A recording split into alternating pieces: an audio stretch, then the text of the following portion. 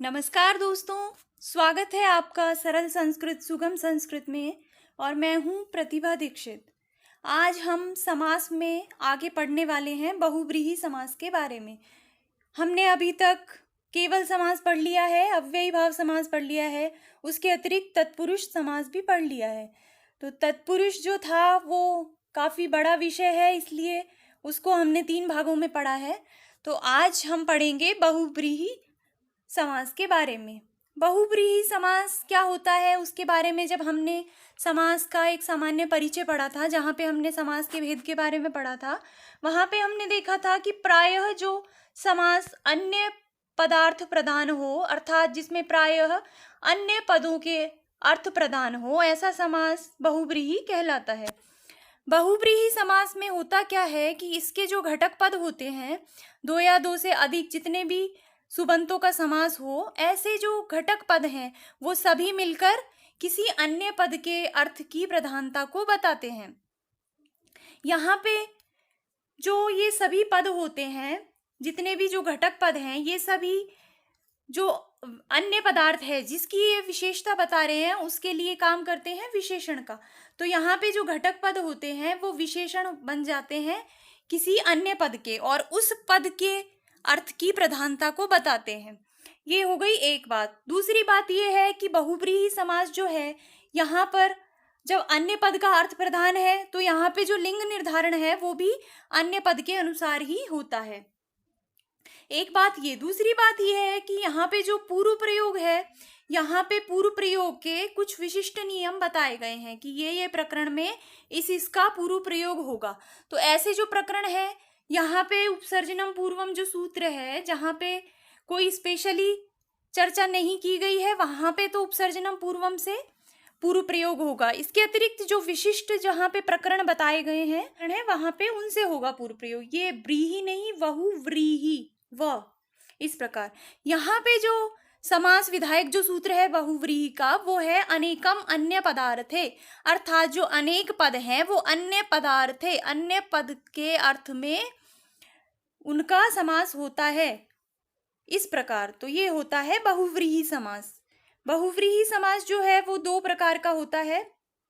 अच्छा, एक बात तो ये है कि यहाँ पे जो है लिंग निर्धारण वो अन्य पद के अनुसार होता है। दूसरी बात ये है कि जैसे कोई पद है वो है स्त्रीलिंग, लेकिन जब वो मिलकर किसी पुल्लिंग की विशेषता बताएं, जब वो किसी पुल्लिंग के लिए हों, वहाँ पे जो अन्य पद है वो पुल्लिंग हो, तो क्या होता है कि जो घटक जो पद हैं जो स्त्रीलिंग में हैं उनको पुंवत भाव हो जाता है, उनको पुल्लिंग के जैसा हो जाता है। और वहाँ पे जो दीर्घ है, एक तो प्रक्रिया वहाँ पे क्या होती है कि जो घटक है उनमें अगर कोई स्त्री पद है, स्त्रीलिंगवाची जो पद है उसको पुंवत भाव हो जाएगा, और वहाँ पे उसको उसका पुल्लिंग का रूप लिख लेंगे अगर अन्य पद पुल्लिंग में है तो।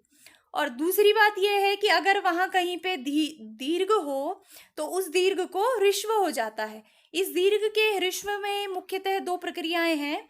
एक तो है कि अगर पदांत में आ हो तो उसको हो जाएगा ए ऋश्व, और दूसरी बात है कि अगर पदांत में कहीं ओ हो तो उसको ऋश्व होकर होगा उ, इस प्रकार। तो ये बात ध्यान रखनी है कि यहाँ पे जो लिंग निर्धारण है वो उत्तर पद के अनुसार होता है। तो अगर घटक पद जो हैं वो स्त्रीलिंग में हो तो उनको पुंवत भाव ही हो जाएगा जब समस्त पद होगा तब, और उनमें अगर कोई दीर्घ है तो उसको ऋश्व हो जाएगा। ये जो प्रकरण है आगे हम जब उदाहरण देखेंगे तो वहां पे इसको समझाएंगे अच्छे से। अब बात करते हैं बहुव्रीहि जो समास है उसके प्रकार के बारे में, कि बहुव्रीहि जो समास है वो कितने प्रकार का होता है। तो जैसे तत्पुरुष आदि थे, उसी प्रकार से बहुव्रीहि जो है वो भी 2 प्रकार का होता है। एक है समानाधिकरण बहुव्रीहि और दूसरा है व्यधिकरण बहुव्रीहि, इस प्रकार। तो ये आप समझ गए कि जहाँ पे घटक पदों में विभक्तियां समान हो वो होता है समानाधिकरण बहुव्रीहि, और जहाँ पर घटक पदों में विभक्तियां भिन्न भिन्न हो वहां पे होता है व्यधिकरण बहुव्रीहि। जैसे देखते हैं प्राप्तम उदकम यम सह, यहाँ पे ये जो 2 घटक हैं, ये 2 घटक, अब भाई ये क्या है, ये जो है ये इसकी विस्तार है। इनसे पता चलता है अन्य पद के बारे में कि ये जो दोनों हैं ये इसकी विशेषता को बता रहे हैं, इस अन्य पद के बारे में बता रहे हैं। तो यहाँ पे जो ये दो घटक पद हैं, प्राप्तम और उदकम, इनमें द्वितीय विभक्ति है, तो ये हो गया समानाधिकरण तत्पुरुष। इसी प्रकार पीतम अंबरम, इन दोनों में प्रथमा विभक्ति है, तो यहाँ पे हो जाएगा भी समानाधिकरण। इसी प्रकार चत्वारी मुखानी, यहाँ पे भी समान विभक्तियां होने से चतुर्मुख, ये जो चत्वारी मुखानी है इनमें होता है समानाधिकरण बहुव्रीहि। तो ये जो शब्द बनता है चतुर्मुख, ये है समानाधिकरण बहुव्रीहि। इसके अतिरिक्त व्यधिकरण को देखते हैं। व्यधिकरण में क्या है कि चक्रः पाणो यशसः, ये जो दो पद हैं चक्रः, यहाँ पे चक्रम नहीं चक्रः, तो चक्रः पाणौ, ये जो दो पद हैं इन दोनों पदों में भिन्न भिन्न विभक्तियां होने के कारण यहाँ पे है व्यधिकरण बहुव्रीहि समास। इसके अतिरिक्त एक और जो प्रसिद्ध उदाहरण है कंठे कालः यशसः, ऐसे वो भगवान शिव जिनके कंठ में काल है, तो कंठे कालः, यहाँ पर दोनों पदों में भिन्न भिन्न विभक्तियां होने के कारण यहाँ पे भी व्यधिकरण बहुव्रीहि समास होता है। तो इस प्रकार दो प्रकार के बहुव्रीहि हैं, वो हम देखेंगे आगे उदाहरण में भी इस प्रकार। तो और एक चीज यहाँ पे ये है कि ये जो जब इसका लौकिक विग्रह जब होता है तो घटक पदों के साथ यहाँ पे अन्य पद के बारे में भी बताया जाता है। यहाँ पे विस्तार करके ये बताया जाता है कि ये जो घटक पद हैं ये मिलके किसकी विशेषता को बता रहे हैं। तो यहाँ पे जो यम सह, ऐसा है जो वो, तो वो कौन है, प्राप्तोदकः, अर्थात ऐसा। तो यहाँ पे जो प्राप्तोदकः है इसके लिंग का निर्धारण इस सह को देखकर होता है। इसी प्रकार अगर यहाँ पे है पीतम अंबरम यस्य सह, तो ये सह है, इस सह की विशेषता बता रहा है पीतम और अंबरम ये दोनों मिलकर। तो यहाँ पे जो लिंग होगा वो होगा पुल्लिंग, तो शब्द बनता है पीतांबरः, इस प्रकार। और अगर ऐसा हो यहाँ पर विग्रह कि पीतम अंबरम यस्या सा, इस प्रकार अगर स्त्रीलिंग का हो ये जो शब्द है, ये स्त्रीलिंग की विशेषता बताए, तो यहाँ पे जो समस्त पद है उसमें स्त्रीलिंग होके शब्द बन जाएगा पीतांबरा, इस प्रकार। ऐसे ही चत्वारी मुखानी यस्य सह, यहाँ पे पुल्लिंग है इसलिए शब्द बनता है चतुर्मुखः। और अगर यहाँ स्त्रीलिंग की ये विशेषता बताएं ये दोनों पद, तो यहाँ पे चतुर्मुखी, इस प्रकार। तो यहाँ पे जो उत्तर पद का लिंग है, यहाँ पे जो समस्त पद का लिंग है वो अन्य पद के लिंग के अनुसार निश्चित होता है। ये हो गई बात। अब इसमें पूर्व प्रयोग के कुछ निश्चित नियम बताए गए हैं कि पूर्व प्रयोग किन किन का करना चाहिए, तो उनको एक बार देखते हैं कि इसमें क्या क्या नियम है। एक है सप्तमी विशेषणे बहुव्रीहौ, अर्थात सप्तम्यंत व विशेषण का पूर्व प्रयोग होगा बहुव्रीहि में।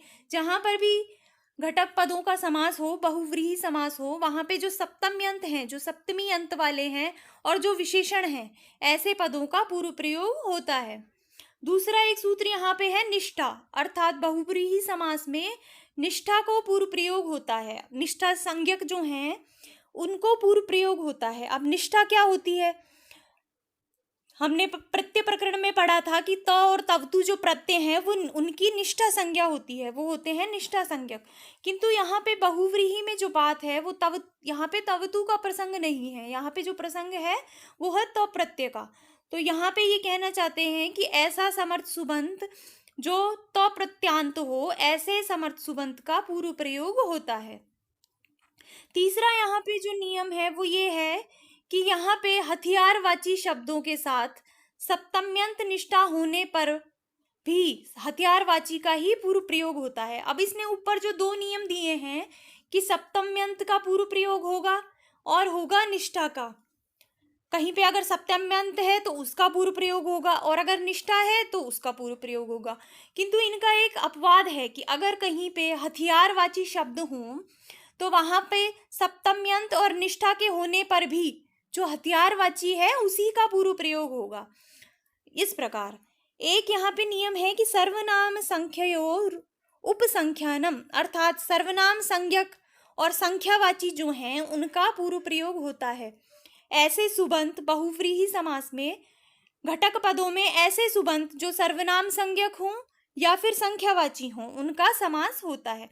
तो इनको उदाहरण से समझते हैं, जैसे है कंठे कालः, इस प्रकार।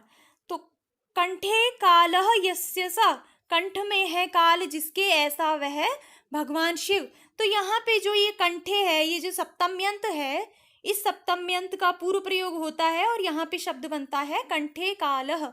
इस प्रकार ये जो कंठे कालः शब्द है बहुत बार परीक्षाओं में पूछा गया है, तो परीक्षाओं की दृष्टि से इम्पॉर्टेंट शब्द है, कई बार आ चुका है और आगे भी आने की संभावना है। तो आप याद रखिए कंठे कालः यस्य सः, ऐसा कंठे कालः। इसी प्रकार प्राप्तम उदकम यम ता है प्राप्तोदकः। इसी प्रकार पीतम अंबरम यस्य सः, तो शब्द बनता है पीतांबरः।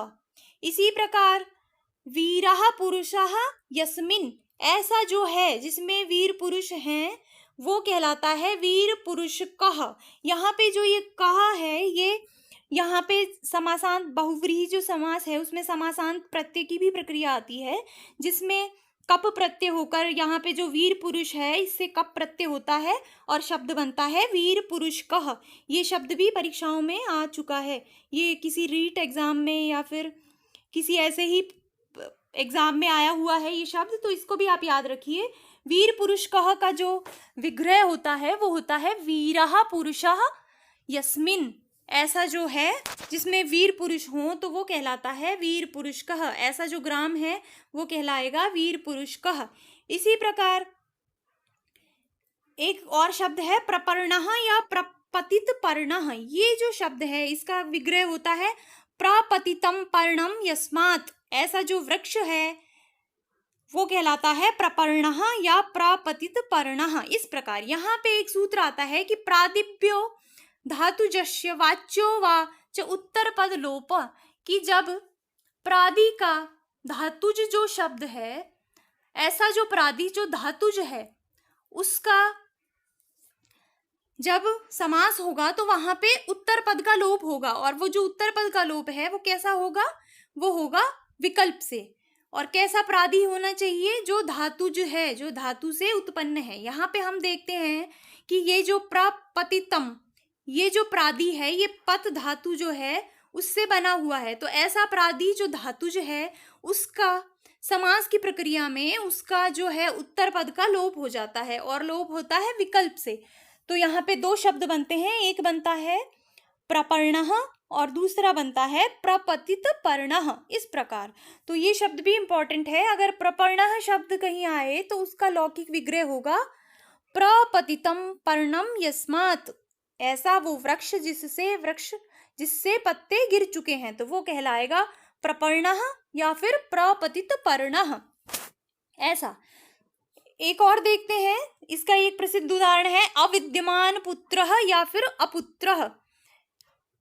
ये भी इंपॉर्टेंट है और कई बार परीक्षाओं में पूछा जाता है। इसका जो लौकिक विग्रह है वो होगा अविद्यमानः पुत्रः यस्य सः, ऐसा पुरुष जिसका जो पुत्र है वो अविद्यमान है। तो यहाँ पे भी जो मध्यम पद जो है उसका जो उत्तर पद है पूर्व पद का उसका भी लोप हो जाता है, और इसके लिए एक वार्तिक है, वो क्या है, नयो अस्ति अर्थानाम वाच्यो वाच उत्तर पद लोपः, अर्थात जो ऐसा नयंत है, ऐसा पद जिसमें नय लगा हुआ है, जिसमें नय है और जिसमें अस्ति अर्थानाम और जिसमें अस्ति अर्थ, ऐसा नयंत, ऐसा शब्द, ऐसा पद जो नयंत हो, जिसमें नय लगा हो और जिसमें अस्ति अर्थ हो, तो ऐसा सुबंत का जब समास होगा तो वाच उत्तर पद लोपः, यहाँ पे उत्तर पद का लोप हो जाएगा उसके, किसके, नयंत के, ऐसा नयंत जो कि अस्ति अर्थ में है। तो यहाँ पे जो ये अविद्यमान जो है पद,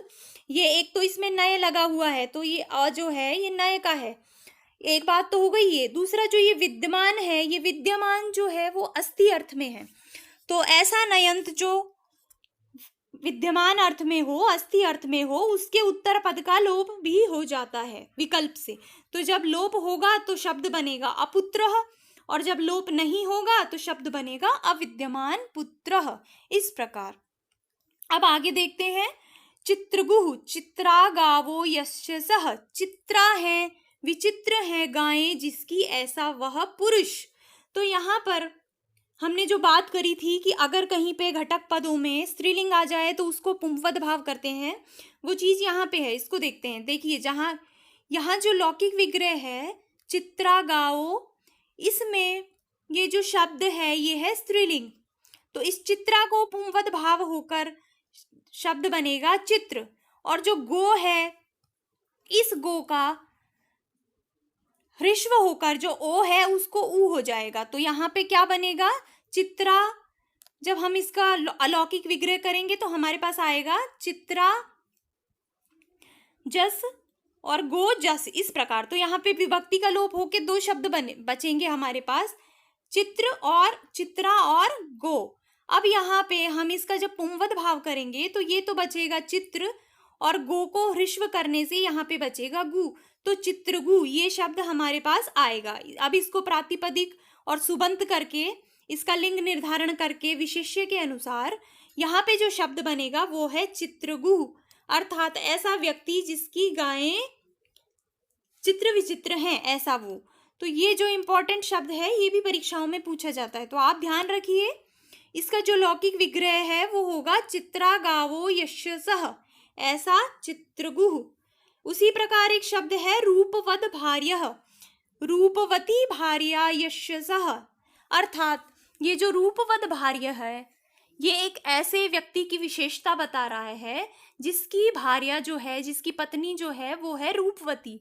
तो रूपवद भार्यः रूपवती भार्या यशसः। अब इसके जो घटक पद हैं रूपवती और भार्या, ये है स्त्रीलिंग में, किंतु ये दोनों जब पुल्लिंग की विशेषता बताएंगे, ये दोनों जब इस अन्य पद कोई ऐसा व्यक्ति जो पुल्लिंग में है उसकी विशेषता बताएंगे, तो यहाँ पे जो रूपवती जो है इसको पुंवद भाव होकर बनता है रूपवद, और यहाँ पे भार्या में जो दीर्घ आ है उसको लघु होकर शब्द बनता है भार्य, इस प्रकार। और इसमें प्रातिपदिक आदि होकर जो शब्द बनेगा वो है रूपवद भार्यः, इस प्रकार। उसके बाद द्विमूर्धः, द्वौ मूर्धानौ यशसः, अर्थात दो हैं मूर्ध है जिसके ऐसा वह व्यक्ति, तो इसमें शब्द बनेगा द्विमूर्धः। यहाँ पे आगे प्रक्रिया भी आती है कि द्वित्रिभ्याम शमूर्धनः, इस प्रकार की जब द्वि और त्रि का मूर्धन के साथ योग हो तो वहां पे श प्रत्यय हो जाता है, और श प्रत्यय करके यहाँ पे लोप आदि करके जो अंतिम शब्द जो निष्पन्न होगा वो है द्विमूर्धः, इस प्रकार। उसके बाद एक शब्द है व्याघ्रपात, ये भी इंपॉर्टेंट शब्द है, परीक्षाओं की दृष्टि से भी कई बार परीक्षाओं में आ जाता है। व्याघ्रपात का लौकिक विग्रह क्या है? व्याघ्र पादौ इव पादौ अस्य, व्याघ्र के समान पैर हैं जिसके ऐसा वह व्यक्ति, तो वो हो जाएगा व्याघ्रपात। यहाँ पे पादस्य लोपो अहस्तादिभ्य, जहाँ पे अहाथी आदि में पाद अर्थ हो, अहाथी आदि अर्थों में पाद शब्द का जहाँ पे समास हो तो वहां पे जो ये पाद है इसके अ का लोप हो जाता है, तो यहाँ पे जो द था उसके अ का लोप होकर शब्द बना व्याघ्रपात।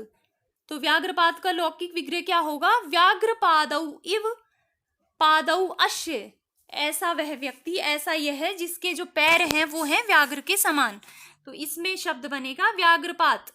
इसी प्रकार एक शब्द बनता है व्यूढ़ो रस्कः, व्यूढ़म उरुहु यस्य सः, ऐसा जो व्यक्ति, रघुवंश जो महाकाव्य है कालिदास का उसमें ये शब्द प्रयुक्त हुआ है व्यूढ़ो रस्कः, अर्थात व्यूढ़म उरह यस्य सः, व्यूढ़ है उर जिसकी, भुजाएं जिसकी, ऐसा वह, तो यहाँ पे शब्द बनेगा व्यूढ़ो रस्कः। यहाँ पे जो ये क है ये उरह प्रभृतिभ्य कप, ये एक सूत्र आता है बहुव्रीहि में समासांत प्रत्यय का कि उर आदि में जो है समासांत में कप प्रत्यय होता है, तो यहाँ पे कप करके व्यूढ़ और उर ये होके दोनों इनमें जब व्यूढ़ और उर में जब गुण होगा तो यहाँ पे शब्द बनेगा व्यूढ़ोर, और इसका कह जब समासांत आके शब्द बनेगा व्यूढ़ो रस्कः, इस प्रकार।